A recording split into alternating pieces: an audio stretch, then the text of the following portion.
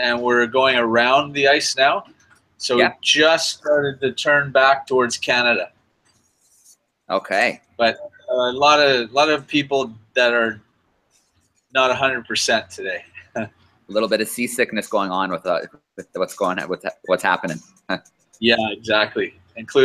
So, but it's all good. We're having a great leg. We've had some amazing experiences, polar bears, a lot of ice, and some amazing experiences. So we went to an incredible bird cliff the other day. Thick-billed murres, about 100,000 of them on these cliffs. So it's really good. That's amazing. So it sounds like the Arctic Bird Survey is probably going pretty well. Yeah, absolutely. There's been some really unique sightings, a few birds that have been unexpected. So Grant Gilchrist from the Canadian Wildlife Service, that's with us, it has been having a great time. And the science program team, they've been super busy as well and doing great work. We're going to be crossing the Arctic Circle in a couple of hours, so that's exciting as well. That's amazing.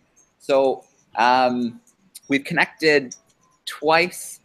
We connected on the 28th and the 31st, and we were able to see a little bit of the sea ice, but you're saying that you encountered it so thick you actually had to turn and take a different route?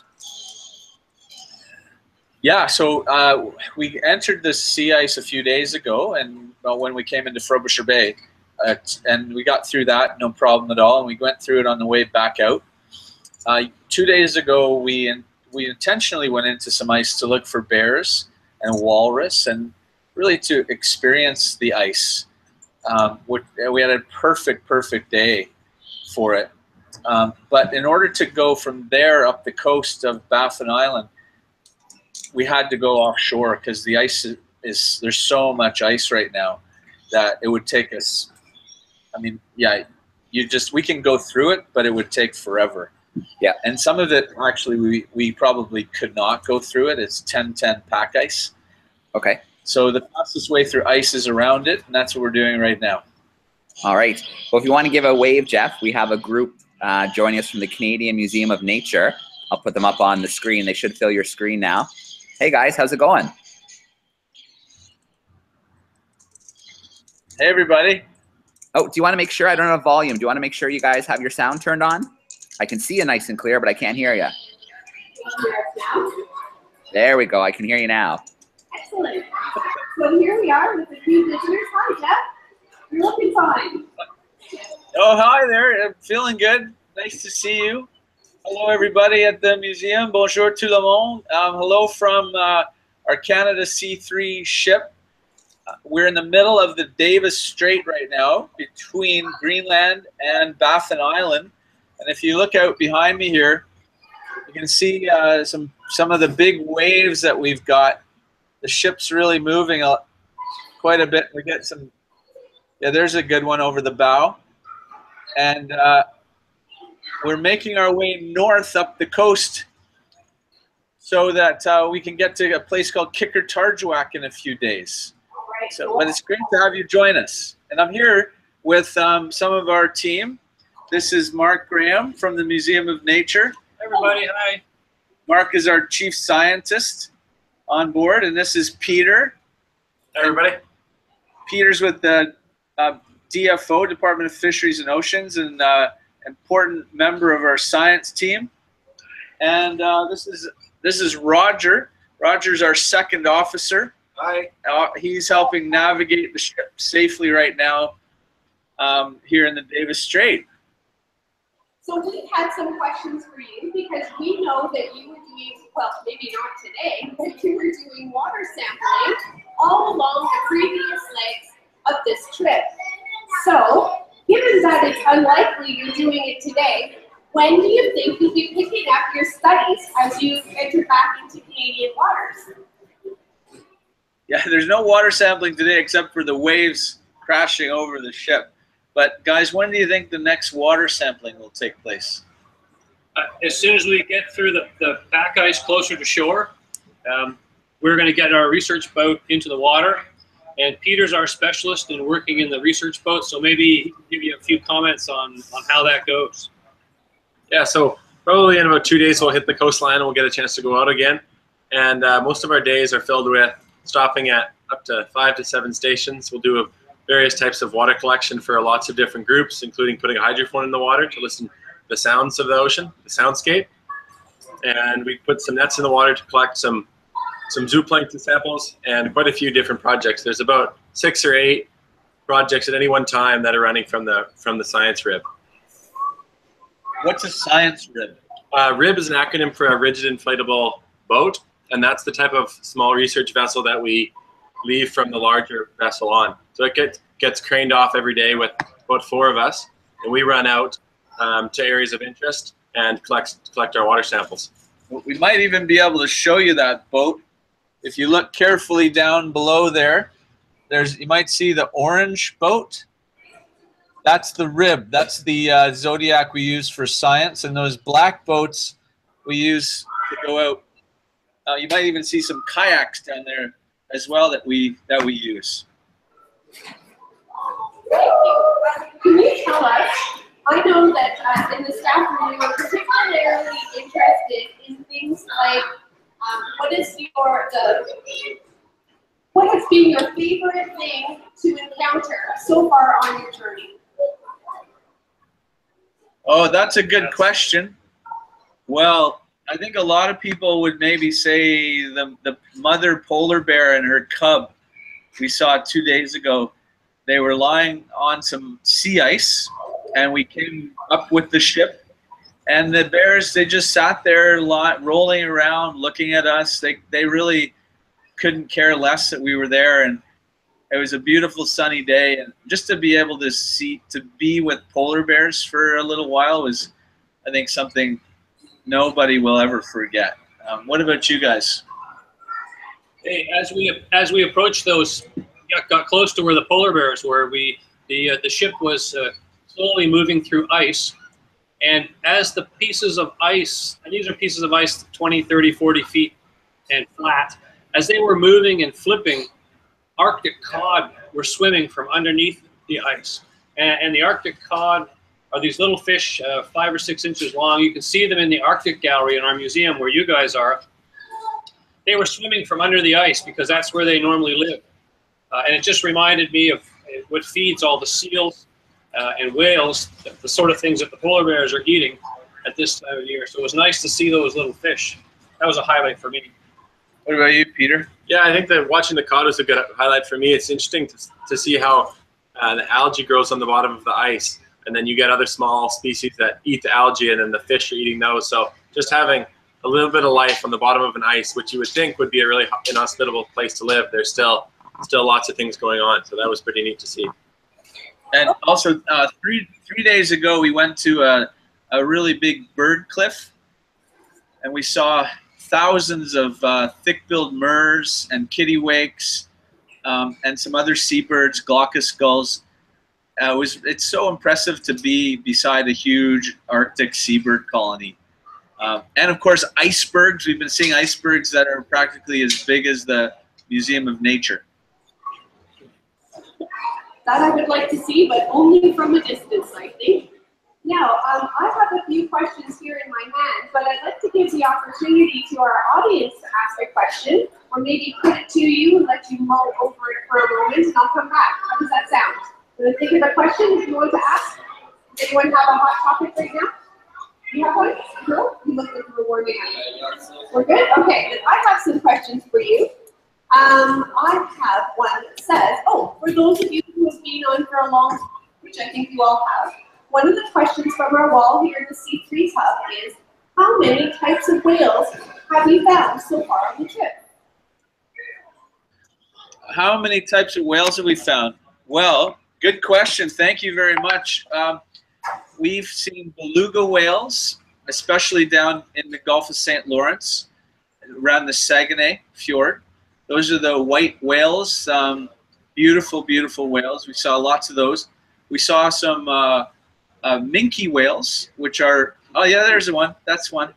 Minke whales, or petite rorqual. And hey, hi Meg, is that you over there? Hello. Nice to see you. I'm really glad that you guys are experiencing a wave, so make them all go away before I get on the ship. Okay. Okay, we'll flatten out the seas for you. Can't wait to see you, Meg. Yeah, we've seen minke whales, beluga whales.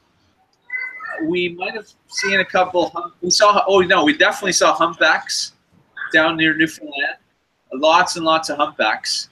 And now that we're moving further north up Baffin, we're getting into the area where we hope to see some bowhead whales and some narwhal. Also, there's a real possibility for orca, because orca are starting to move more and more into the Arctic with the ice retreating. So, yeah, lots of, and we've seen lots of seals, and we haven't seen any walrus yet, but we're going to be looking for walrus as well. Wow, I have a question for you. We have in front of us here talking about life inside the ice, which was just mentioned. Then you're talking about cod, seals, and polar bear. And I know that that's a food web that we don't often explore here outside of the Arctic.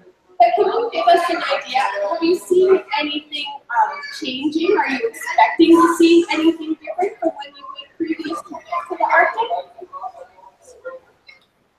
Yeah, well, actually, we just finished a discussion this morning on board about climate change and how the Arctic is a place where we're seeing a lot of change.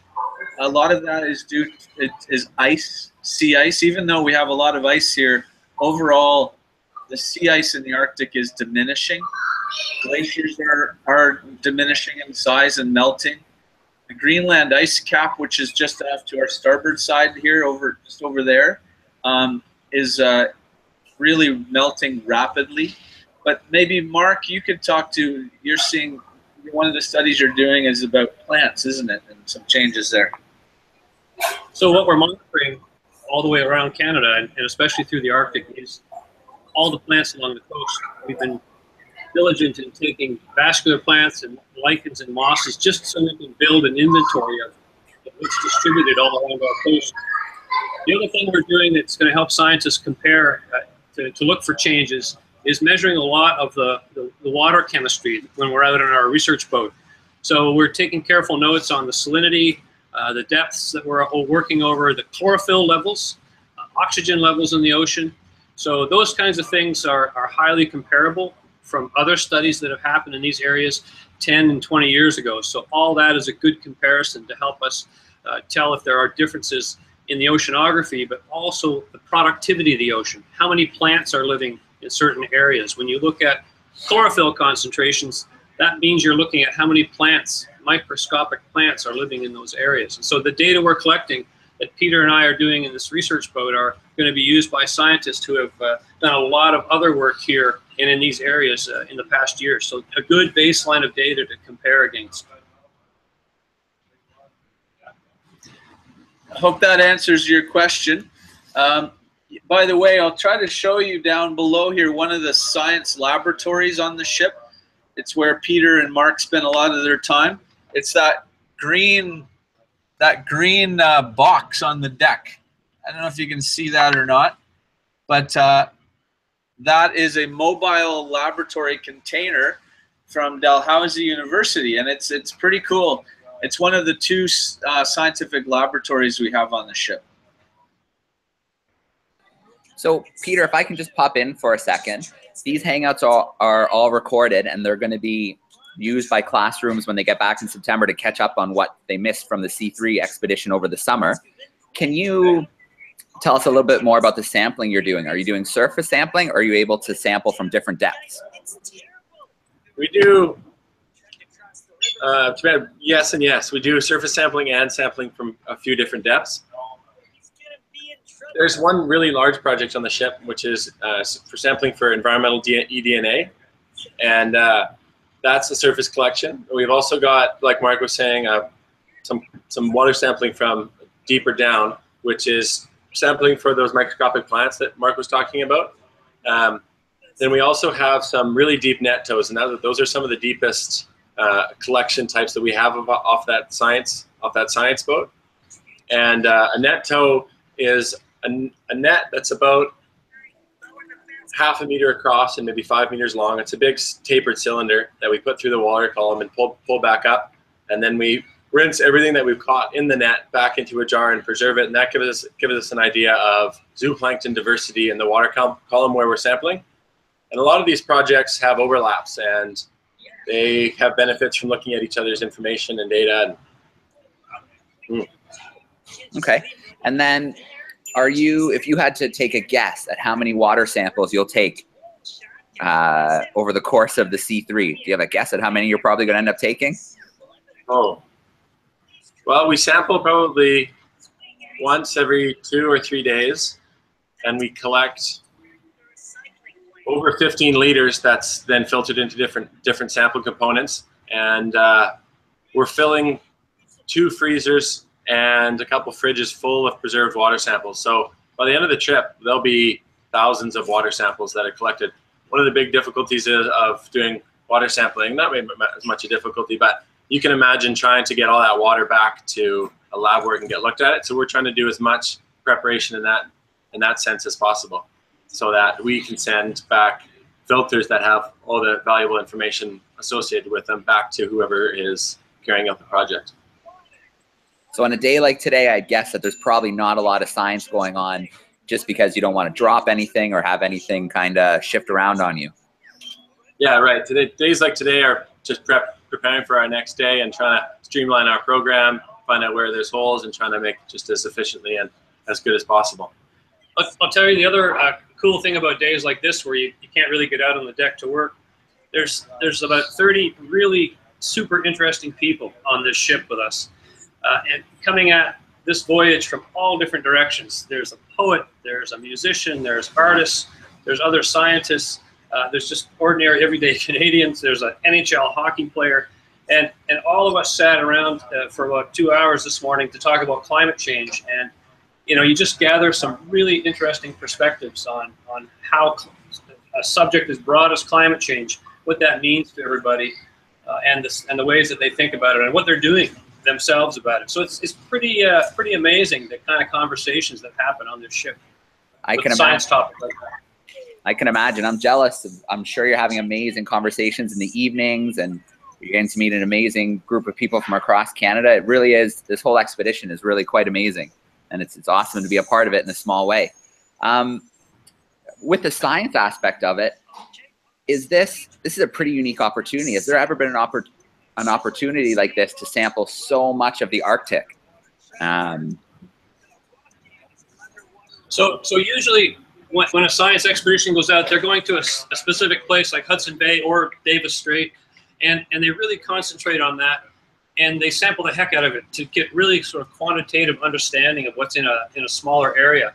This voyage is kind of unique because it's staying close to shore, and it's doing the entire shoreline of Canada.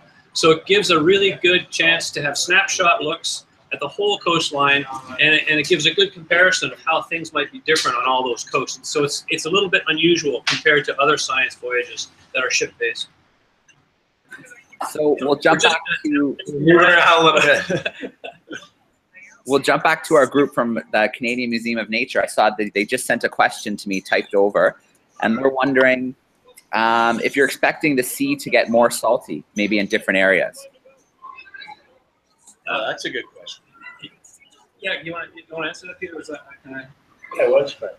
So we're monitoring all kinds of environments. So from the open ocean, which is about 32 parts per thousand, or as fully salty as it can get.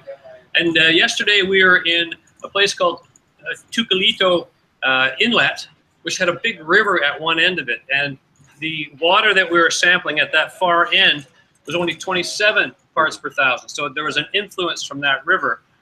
It was less salty. So the regular ocean, when we're out in the middle of the ocean like this, it would be as salty as you'd normally think it is, about 30% salt. But when we're around rivers, there's more of an influence of fresh water.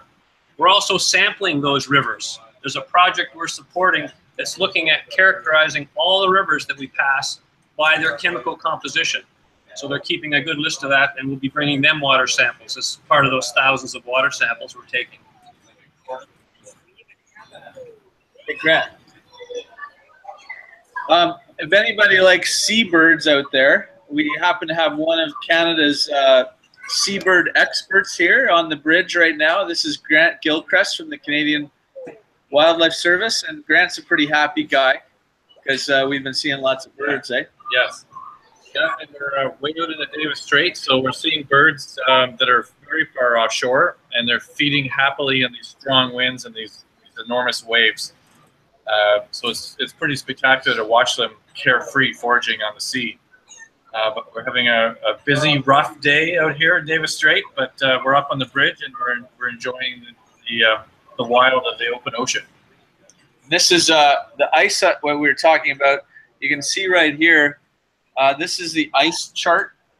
So all that red that's the heavy ice, and yellow is not as heavy. And we're right here, right now. Where are we? We're right here, and we're coming up through this area here, and we're going to try to get into shore tomorrow in there. But we've had to come all the way around that ice to get to where we're going.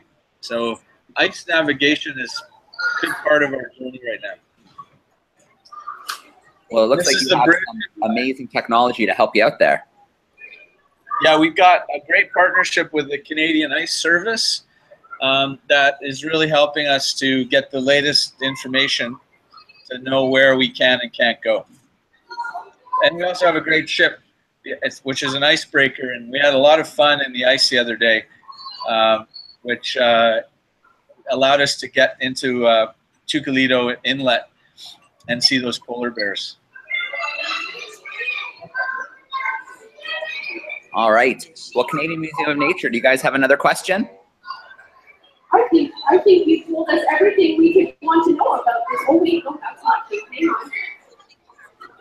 So what I'd like to know is, do any of you have time to actually do freelance fishing on the side rather than on this journey? For those of you who just love connecting with nature and fishing. I'm sorry, guys, we couldn't quite hear that, Meg. Was it something about fishing? It's something about fishing, because I heard a rumor that there were some diehard fisher folks. I'll look at that. I'm not exactly like that. And I'm wondering if anybody's having time to actually just go fishing. Mark? I think she might be asking if you've caught any fish. Thanks for asking, Meg. No, I've only been working extremely hard the whole time. Okay, now because I feel guilty saying that, I'll tell you that we have been in some exceptional fishing spots, and Natan Obed showed us that he could outfish all of us. One night he fed the entire team and crew here with char that he had caught. But I have been sharing my fly rods with the guests. I've been very gracious, and they've all been catching fish, and we've been enjoying them at dinner times. Great answer, because I did see the hand holding up that fabulously tasty looking char. It's hard to hear. It's hard to hear, but I can. I've actually watched Mark catch a fish, so it's true. And if you look closely down on the, well, you probably can't see it, but we have some char that's drying on the railing. It's not getting very dry today, but we're doing it the traditional way that the Inuit would dry their fish, by hanging it out in the air for about a week. You just see it swinging around there right now. And we hope to tomorrow we get over back to a place called Cape Dyer, which is along the Baffin coast, and spend the next 2 days visiting places like the Iwituk National Park and Kikrtarjuak, one of the Inuit communities in Nunavut, before we end leg 7 and begin leg 8. So we're almost halfway now, officially halfway around the Canada C3 journey, coast to coast to coast. It's been an incredible journey so far in so many ways. Science-wise, in terms of reconciliation, we've been really learning a lot about the Indigenous history of Canada, a lot of the mistakes we made as a country, and what we need to do to be better. But just marveling at the immensity of Canada's coastline and the diversity and the beauty, and every single day for the last, whatever it's been, 75 days, it's just extraordinary. The beauty, the diversity, also the warm welcome we've received from communities so far, big and small. So yeah, we're really being proud to be Canadian on a daily basis. So it's just amazing how time flies, that you're already at the halfway point. Maybe we can get a few to jump in on with this question, but obviously so much planning goes into an expedition like this. Has anything surprising or unexpected come up that you weren't ready for, you weren't prepared for? Oh, what do you think, guys? Well, I can tell you one thing that I was surprised with, because each day or so we all get together as a big group to talk about the things that we're seeing during that day, and it's amazing to see how, when people are disconnected to the natural world, how emotional it is.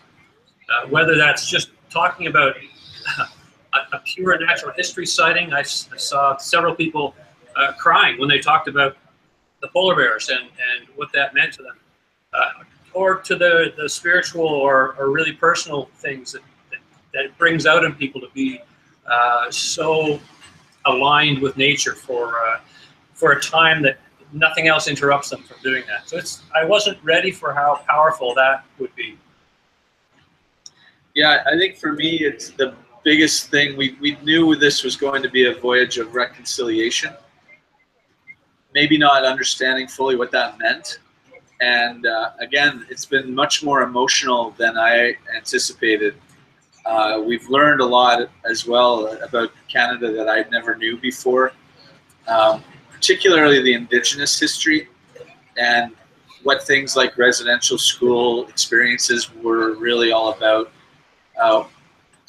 and some of the other failed government policies. So, but hearing it firsthand from these Indigenous leaders and communities we've been visiting has been really powerful. And then also seeing a lot of the very, very hopeful things that are happening to move us forward. So yeah, it's that. But in every way, I think the journeys have been exceeding expectations. And this, the number of Canadians that have been following along has really blown us away. And the type of feedback we're getting, I think we're now over 14 million Canadians that have been touched by Canada C3 so far, and we're only halfway. So what about you, Peter? Yeah, I've been kind of surprised, and something you think about beforehand coming on a trip like this, but it's only after a few weeks being on the ship that you really start to understand the vastness of how large our country is and the many ways that different people live and different communities. And it's been really valuable to go into communities and talk with people and see how there's different ways of being in different communities around the country. That's been really, really great. Awesome. Yeah. I know you stopped in been stopping in Indigenous communities, and it sounds like they've been excited and welcoming. Have you been able to bring some of the community members onto the ship to see the vessel and explore a little bit? Yeah, absolutely. We've been offering ship tours when we have the opportunity. If we're at a dock, we've had thousands and thousands of Canadians come on ship tours. We also have events, and we have something called a Ship to Shore show, where we will go and share our journey with the community and have different members of our team present, play music, talk about the science, talk about the youth engagement, and that's been really awesome. But yeah, we've stopped actually, except for today and yesterday, we've stopped every single day of Canada C3 somewhere. And it's been a lot about relationship building and sharing and learning. and just realizing in particular, I'd say how important these small coastal communities are to our country, and how they're almost like the gatekeepers of our country's soul, in so many respects. So yeah, it's been hard to reflect a lot because every day is another new set of experiences. But yeah, we've been meeting a lot and just building incredible friendships along the way. Yeah. Well, I have no doubt that a journey like this, you're going to be unpacking emotions and memories for probably years to come after something like this. It really is amazing. Yeah, that's the idea. We want this to have a lot of lasting legacies for the country in many, many ways in terms of education, curriculum, science. The science legacies, I'm told, will be years in unfolding to analyze all the data that we're collecting. But in all the other themes, diversity and inclusion, one of the cool things is, it's been a big surprise too, is some of the people we've had on board with what we call disabilities, but as Jim Kite, who is the first deaf player in the NHL, said last night, these aren't people with disabilities, they're people with abilities. We had Tony on board, who was totally blind a couple of legs ago and is seeing eye dog, but he did everything, climbed every mountain, led some of the hikes, in fact, I think. We had Paul last leg with Down syndrome, and Paul was just a totally extraordinary person, one of the funniest, happiest, most amazing people we've ever met. So that diversity, both culturally but also in terms of life experiences on board, it's like a mini Canada at your fingertips. But everybody here is here for all of you, to share the journey, to be the eyes and the ears and the voices for Canada. And we hope that people following the journey will see themselves reflected in some of the ambassadors on board. Yeah, no, absolutely. It's the 15 legs and having so many different people from around Canada come in and join is truly amazing and an amazing part of the legacy. One picture I see that pops up a lot on social media is people with paddle to the sea. That seems to get people excited a little bit too. Have you been able to get paddle out in the water at all? In different spots? Yeah, paddle's been getting wet. Where we want him to get wet on all the coastlines, that's for sure, and meet as many people as possible. And if you haven't watched the movie Paddle to the Sea recently, you should, on the NFB website. So Paddle to the Sea is one of the members of our family and our team here on board. And but it was interesting the other day. We have a fellow, one of our team members, Maxime from Quebec, and we were talking about Paddle to the Sea as a classic NFB film, and he said, well, you know, in Quebec, one of the classics is the L'homme qui plantait des arbres, the man who planted trees, which is another great NFB film that all Canadians should watch if they haven't seen it recently. Awesome. Amazing. Well, I hope, do you guys have, I'm sure you have good kind of advanced weather forecasts that you're kind of reading off. Do things look like they're going to get a little better later today or tomorrow? Well, we're hoping that it will. This weather you can see behind us right now, it's pretty steady, but as we turn into the ice in the next 4 hours, we should get some shelter. The ice will dampen the sea conditions. So it'll be a bit of a, you know, there'll be the pros and cons of that, because in the ice we also have to slow down to navigate through that ice. But yeah, I think we'll only have a few more hours of this to go, and then tomorrow we'll be into protected waters along the Baffin coast, if all goes well. Excellent. But we'll keep you posted on, make sure, we're also going to be posting some amazing videos from the last few days later today, including one with drone shots of the ice and the polar bears that we encountered the other day. Awesome.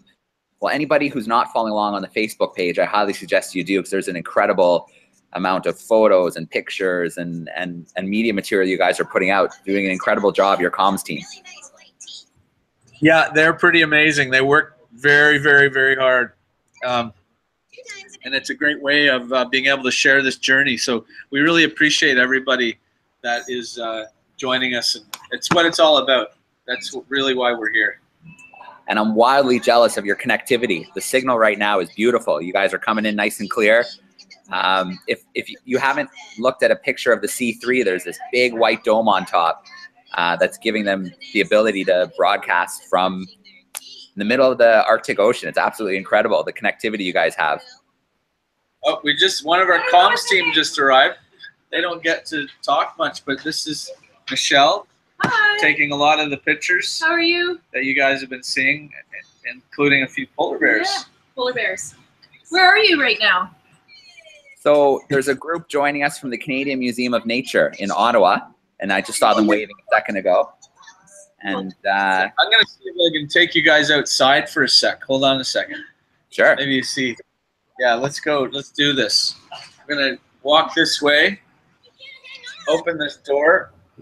It is flip-flops. And, whoa. Maybe you can see that big dome. There it is up there. That's the satellite dome. That's allowing us to connect to you guys. And out here, it doesn't look as rough from that side.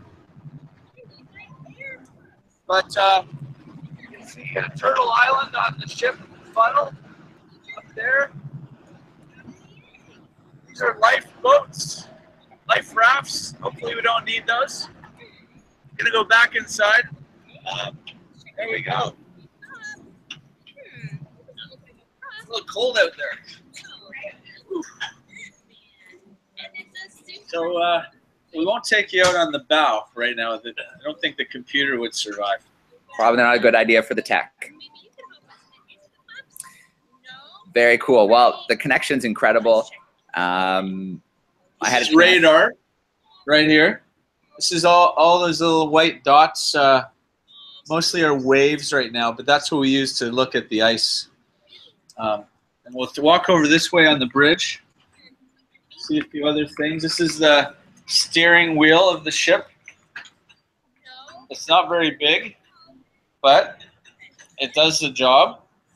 And over here, going across, Roger's busy at work, monitoring the situation.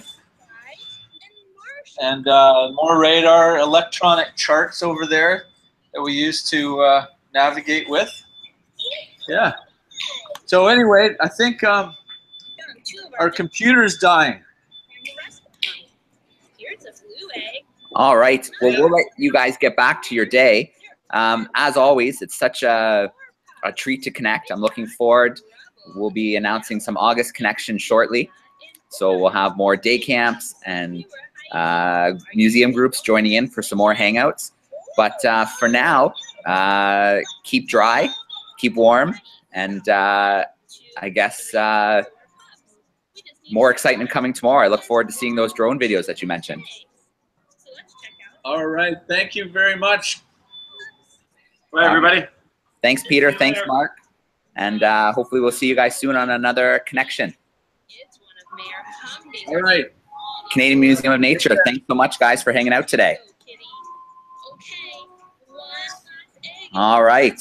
Logging off for today. Thanks, guys. Bye.